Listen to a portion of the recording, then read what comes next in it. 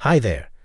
I'm a woman in my early 30s, and I currently teach at an elementary school. Not long ago, I was on the verge of tying the knot, but the engagement fell apart last year. More specifically, it was my mother-in-law who orchestrated the split. The fallout from the breakup hit me hard, yet something extraordinary occurred recently that has completely flipped the narrative of that heartache.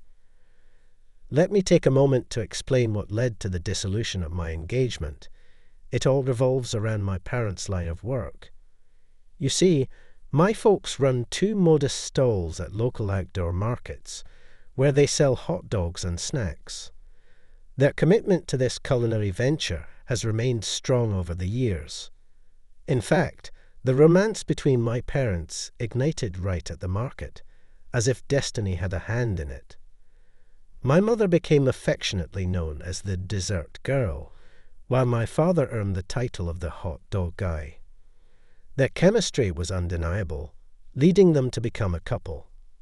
After a period of dating, they tied the knot, and I was welcomed into their world.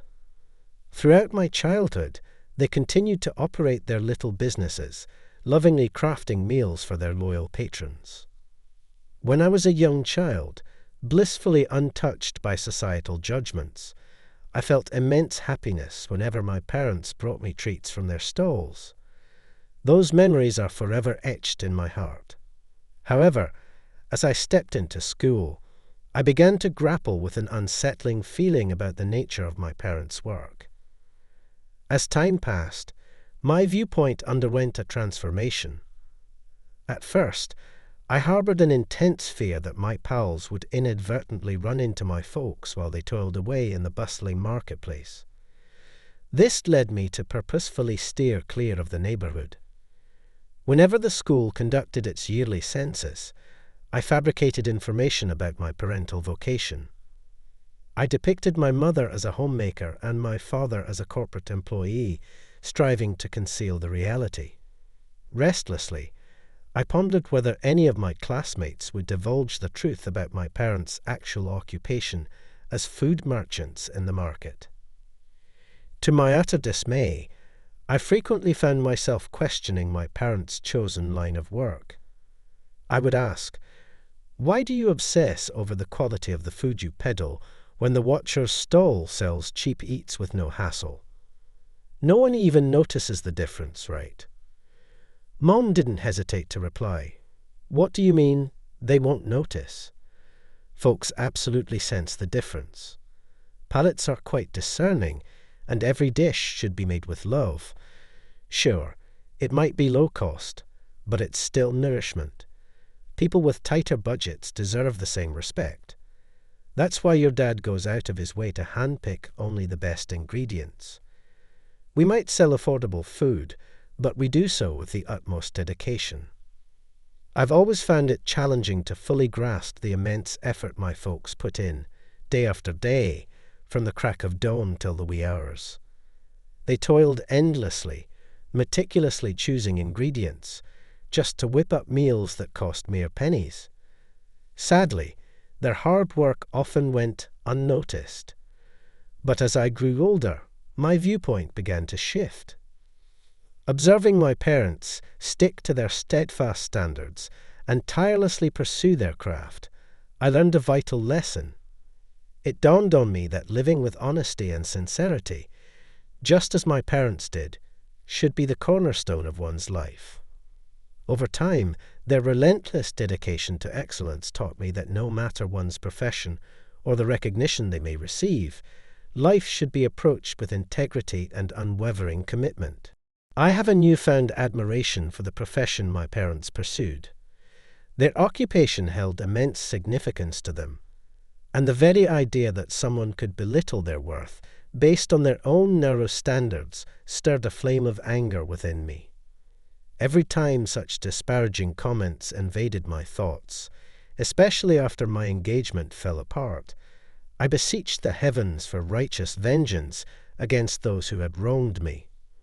I didn't care who bore the brunt of punishment. All I desired was justice. Had God been made aware of the injustice that befell me 2 months prior? Unexpectedly, an opportunity arose, and upon receiving the news, a wave of joy washed over me. Beneath me in the family hierarchy lies my sister, a mere 9 years my junior. She was born during the twilight years of my parents' lives, yet I never coveted her position. Undeniably enchanting and gentle, her charm stemmed, perhaps, from the notable age gap between us. However, she perpetually bemoaned her appearance. "Sis, why do my eyes appear so small while yours dazzle with their largeness?" She frequently lamented. Maybe it was because our parents had me in the twilight of their lives, and as a result, the desired genes were not passed down. Yet, I always reassured her, uttering time and time again, "No, Jenny, you are far more beautiful than you realize." It became a mantra I repeated endlessly, yet she remained fixated on her appearance, never truly believing me. Once she wrapped up her SAT exam, she made her way by herself to the plastic surgery clinic. A phone call from her, brimming with urgency, caught me off guard. She urgently needed me to head over to future plastic surgery on her behalf. Flabbergasted by the out-of-the-blue request, I hightailed it to the clinic, only to be greeted by her face adorned with various markings from a felt-tip pen. Baffled, I sought an explanation. A nurse stepped in to clarify that she had just finished a consultation and, by chance, had been presented with a special student discount. With a tone suggesting a favor, she then asked me to settle the payment, adding that the clinic accepted credit cards and would throw in a discount for good measure. Stunned beyond belief, I faced my sister, who evidently expected me to foot the bill for her cosmetic procedure. Feeling bewildered, I dug into my pocket and retrieved a damp washcloth, intending to clean her marked-up face. In a surprising turn, she halted my gesture by grabbing my arm. "They seriously have to do the surgery like this?" "Your face doesn't need any work," I exclaimed, earnestly attempting to sway her. "Didn't I tell you countless times that you're already beautiful enough? Let's just head back home and let this go." But my sister was insistent. "No way, I want that surgery today." It was hard to believe she was turning 19 soon, given her behavior was more reminiscent of a tantrum-throwing 9-year-old. Just then, the doctor emerged from the examination room, his concern evident. Wasting no time, my sister eagerly turned to him and asked, "Hey doc, can I get that surgery today?" As I glared at the doctor, my anger surged. If he hadn't sketched my sister's face and implanted the idea of plastic surgery in her mind, we wouldn't have ended up in this pitiful moment. The male doctor glanced back and forth between my sister and myself, seemingly grasping the gravity of the situation. He replied to my sister, "Unfortunately, we cannot perform the surgery today. I still have pending tasks to complete, and the registration for evening surgeries has already closed." My sister was quite distressed, but at least the immediate predicament was resolved. "Hey, you're so eager to enhance your appearance, but how dare you rush into plastic surgery without considering the financial aspect? Aren't you worried that something might go wrong?" I scolded her, clearly expressing my frustration. I reprimanded my sister the whole way home, but she remained silent, gazing out of the car window. Our parents, who had just arrived from work, were worried about her gloomy demeanor. I had a hunch that her downcast mood was because she hadn't performed well on the SAT exam that night. Contemplating the situation with my sister, I realized that even if I prohibited her from going, she probably wouldn't heed my words. Unfortunately, my apprehensions soon turned into reality. After class, just as I was gearing up to head home, I got a text from an unfamiliar number. To my astonishment, it was the same doctor I had previously encountered, the one I had spoken with about my sister's issues. The message requested that I settle the surgery bills and set up a payment plan. I dialed the number provided and confirmed that it was, without a doubt, the same doctor. In the midst of our discussion, I made a sincere plea to him. I humbly requested if he could kindly relay to my sister that undergoing surgery was unnecessary, and that taking good care of herself would only enhance her natural beauty. To my surprise, his response caught me off guard. He inquired why a plastic surgeon would ever convey such a message that someone could become more beautiful without the need for any surgical procedures. He compared it to advising someone that they could achieve good grades without studying, much like Jenny. As I absorbed his reasoning, a wave of embarrassment washed over me. It had been unwise of me to approach a plastic surgeon with such a preposterous request. Following that incident, we had several more phone conversations. My colleagues at work, who also happened to be close friends, couldn't resist teasing me about my doctor appointments. They playfully wished me luck, insinuating a potential romantic involvement. Due to the small size of our school, rumors quickly spread, regardless of how implausible they may have been, regarding me dating a plastic surgeon. Initially, I dismissed it, but my colleagues, including my students, were skeptical. They constantly inquired, "Hey, teach, are you seeing somebody?" These inquisitions stoked the rumor mill, spiraling the chatter out of hand. As things spiraled, I threw in the towel, hoping it would eventually fizzle out. Much to my astonishment, as the whispers slowly dwindled, the very doctor who was a frequent subject of the gossip confronted me with a sincere interest in a proper relationship. At first, I was bewildered, but it soon dawned on me that he was a genuinely thoughtful and considerate person.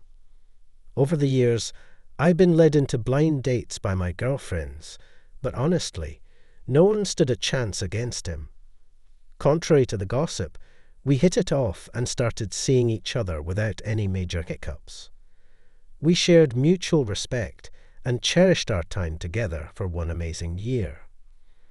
I came to realize that romantic relationships can profoundly alter a person, and my perceptive younger sister quickly picked up on the shifts in my demeanor. In due course, my entire family became aware of my new relationship. Among them, my sister was particularly thrilled because the doctor I was seeing happened to be connected with the very clinic she frequented. Bursting with excitement, she exclaimed, "If you end up marrying this doctor, does that mean I can score some free plastic surgery?" I had to clarify this misunderstanding by asserting, "What do you mean by free? David is merely a contracted physician. Don't even entertain the idea of complimentary services." It turns out my sister had mistakenly thought he was the director of the clinic. Nevertheless, I stood up for my boyfriend, countering my sister's childish assumptions by highlighting the significance of his expertise in his profession. Meanwhile, my parents were elated that I was dating a doctor. They felt it was about time I found someone who was accomplished and held in high regard in his field. I think it's crucial to prioritize the individual I decide to tie the knot with, disregarding their occupation. The most important aspect is their personality and the dedication they've shown in their field. Just like our daughter, who toiled diligently to become an educator, anyone who commits themselves to their profession deserves acknowledgement. In today's society, the teaching vocation is esteemed, and rightfully so. Educators wield tremendous influence in molding generations to come. I take pride in our daughter's achievements and the effort both my partner and I have invested in our respective careers. In my view, our professional union appeared satisfactory. As it turned out, my boyfriend shared the identical viewpoint. His family also held a favorable perspective on my chosen vocation as an elementary school teacher. However, little did I know at the time that their response of "not bad" did not necessarily connote a positive assessment. It merely indicated that they did not view my occupation in a negative light. After 2 years of courtship, we reached the stage where marriage became a subject of discussion. Our parents grew impatient and implored us to gather for a meal at my humble abode. Eager to please, my boyfriend acquiesced, and when he embarked on his inaugural visit to our humble abode, he attentively surveyed the surroundings. This scrutiny left me with the distinct impression that we were being evaluated, which in turn caused my nerves to jangle. Truly, the place we called home was a quaint, single-story structure well into its years. It had witnessed over 2 decades before we settled in and surpassed the 40-year mark by the time we acquainted ourselves with its creaks and corners. The home's interior retained its yesteryear charm. A quick look was enough to tell it had lived a long life, its walls and woodwork bearing the inevitable marks of time. Prior to his visit, the minor imperfections of our old home had slipped under my radar.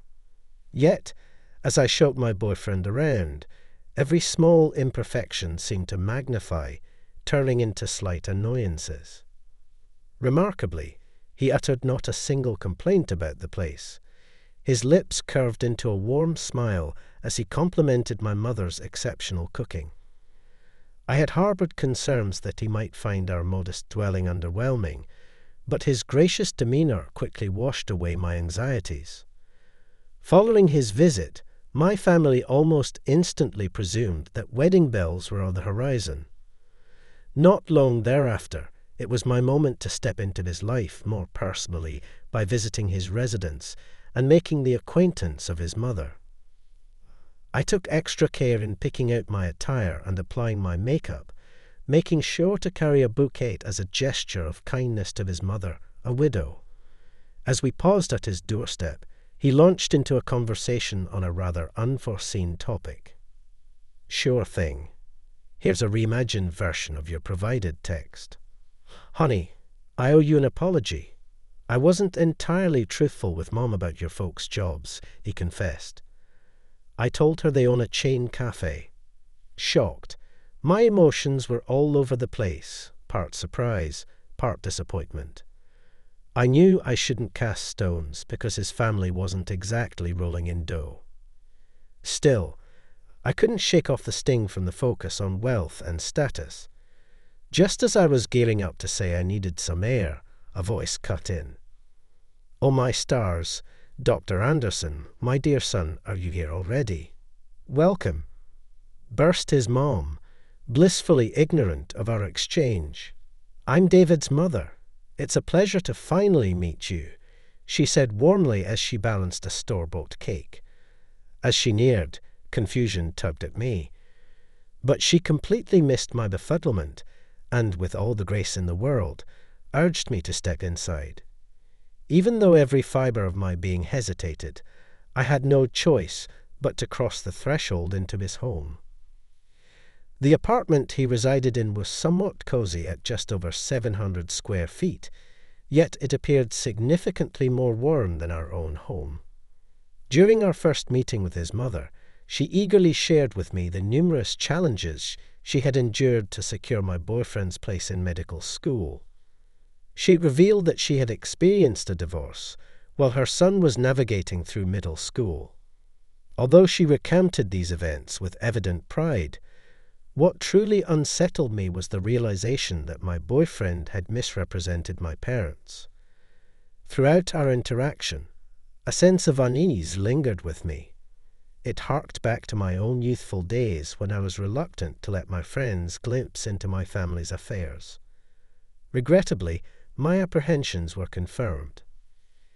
"So, you mentioned your name is Janet, correct? Where's home for you?" his mother asked, shifting the focus of our talk towards my private affairs.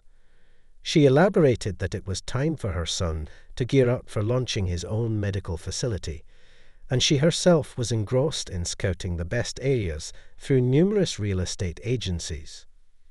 Upon hearing my address, her reaction was loaded. "Ah, that area has its own set of hurdles, being so close to the bustling market. Even with talk of area improvements, the caliber of clientele might not align with our aspirations. The remark made me squirm internally. Well, considering your folks are in commerce, financial constraints aren't a concern, right? What's the trade name they operate under? His mother probed, and I felt as if a proverbial bone was stuck in my throat. Aware that sooner or later the facts would come out, I opted for transparency about my family's enterprise, disregarding the fear of any potential judgment. Truth be told, my parents manage a stall selling hot delicacies at local markets, I admitted. To my astonishment, his mother responded with marked intensity, as though my remarks had struck a nerve. I was deeply mortified by her overblown reaction, and my boyfriend appeared visibly disconcerted. "Mom, please, let's not blow this out of proportion," he chimed in, attempting to alleviate the escalating tension. "I'll fill you in later." I can't fathom how you're guessing my thoughts. It's that grimy kiosk where they hawk inexpensive eats like hot dogs and the like. Her eyes narrowed, venomous in her scrutiny, fixating on me as if seeking confirmation. When she spat out disdainful terms like grimy and inexpensive eats, I opted to hold my tongue. Her disappointment at my reticence was palpable as she strode towards the refrigerator to fetch a glass of ice water, which she downed in one swift motion while rooted to the spot. Then, with a look of horror, she suddenly flung the ice water across my face. It was an unprecedented indignity, and I could only gaze back at his mother in shock. She snarled like a cornered beast and lunged at me, fury consuming her. "I'm sorry, but this wedding is cancelled. I refuse to tie myself to your family, who peddle these low-grade, unsanitary wares. When I learned you were a primary school teacher, I accepted it, but how could you, originating from such a modest background, even contemplate marrying my son? This is no trivial matter. Why does it irk you that you come from such humble beginnings? How dare you remain silent in response? Clearly, your upbringing in such a squalid setting couldn't have been any better. You come from such humble stock." I found it odd that a chuckle escaped me when I glimpsed her rundown house, which paled in comparison to ours. At that instant, my bewildered boyfriend quickly handed me a towel to dab my face. Yet, his mother was furious at this gesture. She smacked her grown son on the back and exclaimed, "How much energy have I poured into raising you? How could you possibly bring home someone like her from such an astonishingly poor background?" Overcome by the tension in the air, I yanked my hands away from my boyfriend and bolted out of the house. I hopped into a cab and rode in silence, my heart weighed down by the hurtful comments from that unbelievably rude woman. It was a bitter pill to swallow, realizing that my boyfriend had a mother like that. Still, the sting of her words lingered, refusing to let me move on from that day. Later that night, my boyfriend reached out, inundating me with apologies through calls and texts. He vowed to do everything in his power to sway his mother, and pleaded with me to hang on a little longer. Yet, I firmly expressed my desire to end things between us. I couldn't help but challenge the brilliance of his family, questioning why his mother couldn't possibly take her own situation into account.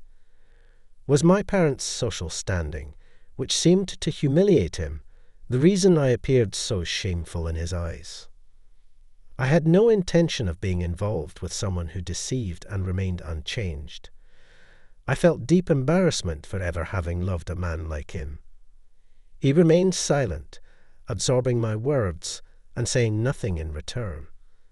At that moment, I sensed our relationship was unraveling. Then, one afternoon as I returned home from work, I was taken aback to discover my mother already there, resting in bed. I noticed her arm was encased in a bandage, and a wave of anxiety washed over me. "Mom, what happened to your arm?" I inquired, concern etching my voice. She attempted to downplay it, replying, "Oh, it's nothing, just a minor scrape." Confused by her indifferent response, I cried out, "What do you mean by nothing? Your anemia has resurfaced, and you accidentally burned your hand on a scorching skillet. Can you fathom the shock and concern that washed over me? It could have been considerably worse." My father interjected irritably, "Honey, why are you divulging all these particulars to Janet? She's blowing things out of proportion. I'm perfectly fine, and besides, what's the harm in an older woman like me bearing a few scars? They're merely mementos of past experiences." As I witnessed my mother make yet another attempt to calm my anxieties, emotions welled up inside me. Overwhelmed, she finally inquired, "Why are you shedding tears over such a trivial matter? I assure you, there truly is nothing amiss with me." Her words were intended to console me. That night, consumed by my unease, I plunged into the depths of online investigation, frantically seeking out any possible medical interventions capable of diminishing my mother's burn marks. A couple of days later, my concentration was abruptly disrupted by an unexpected phone call from the hospital where my ex-boyfriend works. Without a moment's hesitation, I dashed over there, leaving my unfinished tasks behind in the dust. When I arrived at the medical facility, I was confronted with the image of my younger sister exhibiting my mother's scarred hand to my ex-beau. Annoyed and exasperated, I confronted them both, demanding, "Why didn't you give me a heads up before bringing Mom here? You scared the life out of me. And why on earth would you be showing her scars to your boyfriend?" My sister, clueless about our split, was quite rattled by how I reacted. My mom, seeming a bit flustered, showed my ex the burn marks. Catching on to the awkward vibes, my ex stepped in and proposed we head outside for a private chat. "Maybe we should go, and Mom can join us," I suggested, wanting to escape the uncomfortable scene. But my ex, blocking my way out, pushed for a detailed look at my mom's burns. "It's the least I can do. Seriously, no need to make it a big deal," he said, appearing eager to lend a hand. "I apologize if my presence here has caused any discomfort. My dear mother assured me that it wouldn't be an awkward situation, and that nowadays, burns can be treated effectively without resorting to surgery.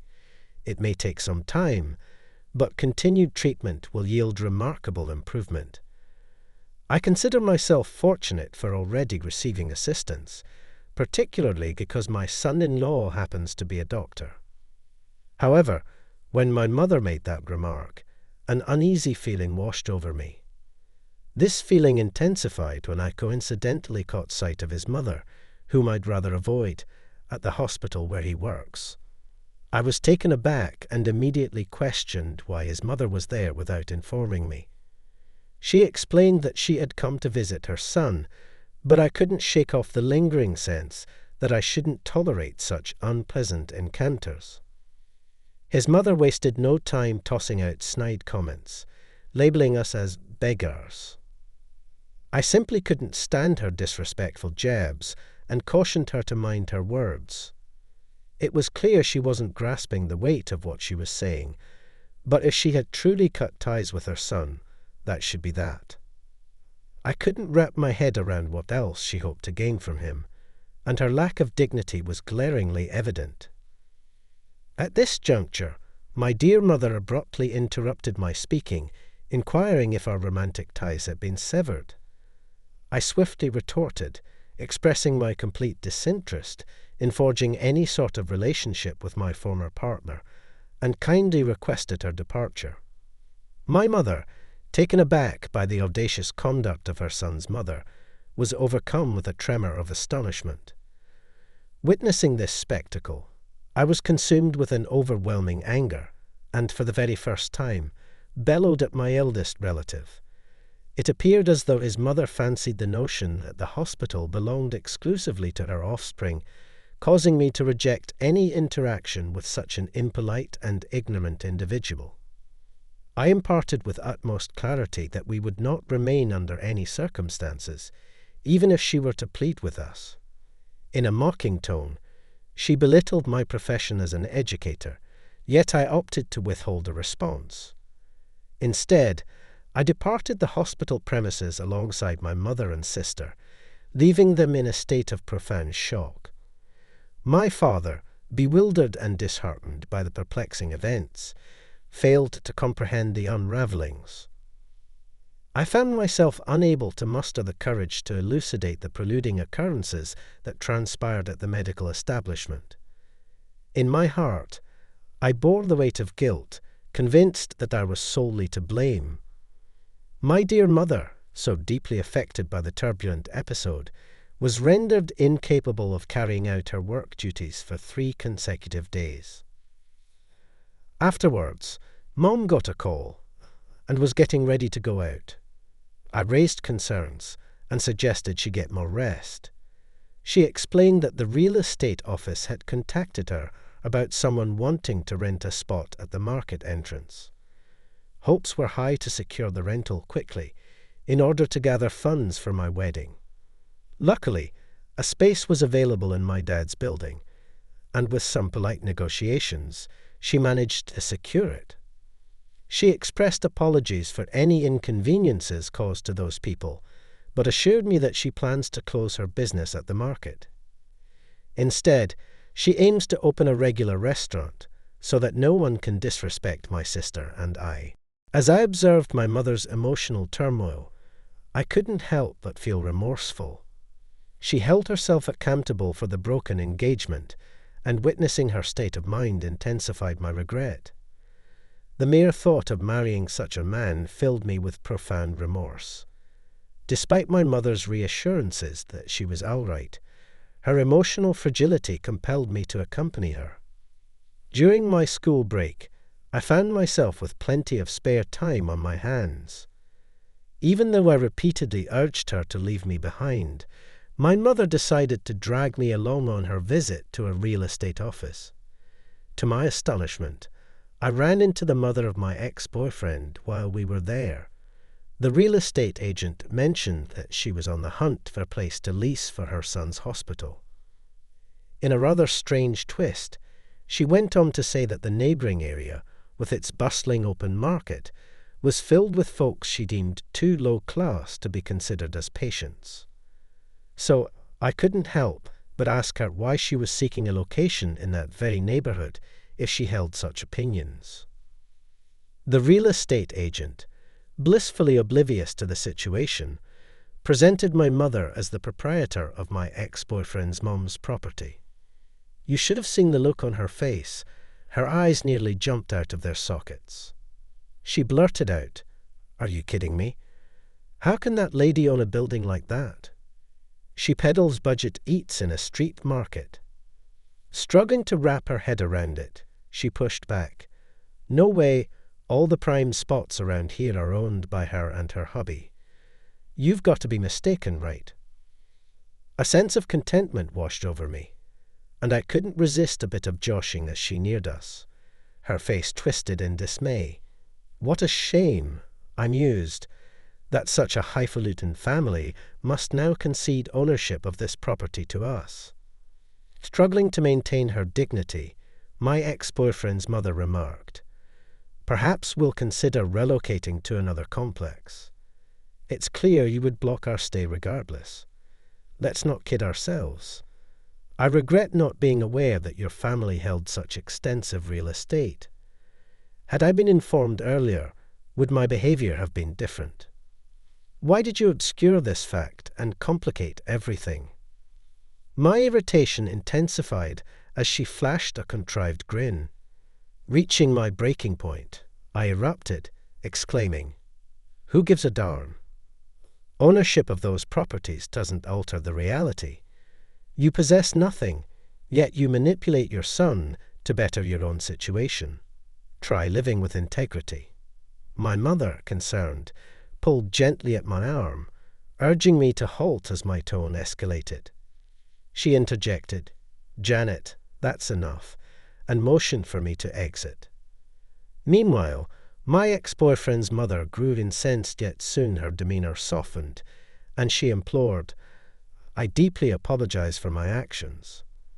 Navigating life as a single mother and raising a child by myself has been overwhelmingly challenging.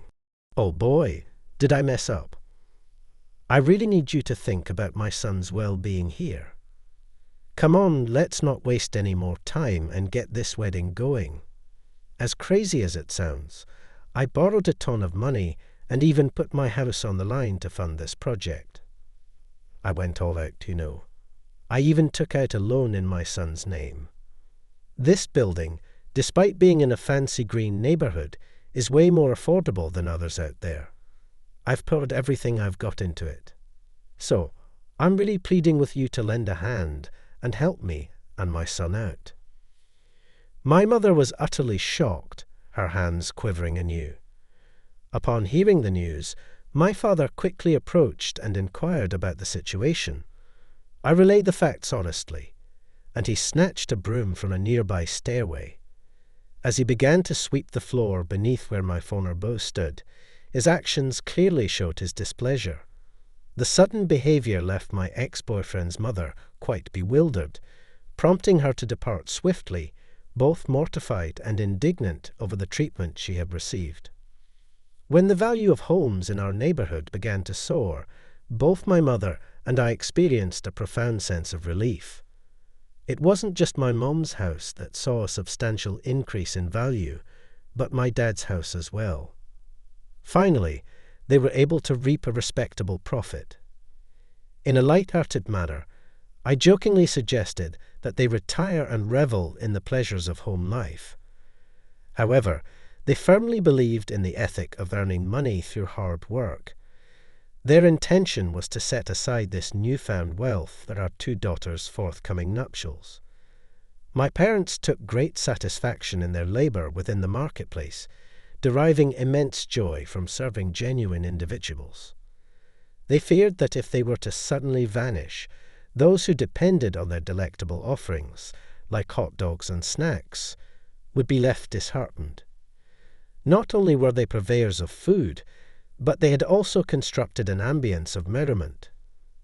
I held my parents' unwavering dedication in high regard, regarding them as the embodiment of an ideal partnership. It was my fervent hope that one day I would encounter my own soulmate, someone who shared the same compassion for humanity that our parents did. Subsequent to navigating the treacherous terrain of a broken engagement, I gleaned a valuable lesson. It dawned on me that one should never discriminate based on the nature of someone's occupation. When my father remarked that they were selling cherished memories, a profound truth washed over me.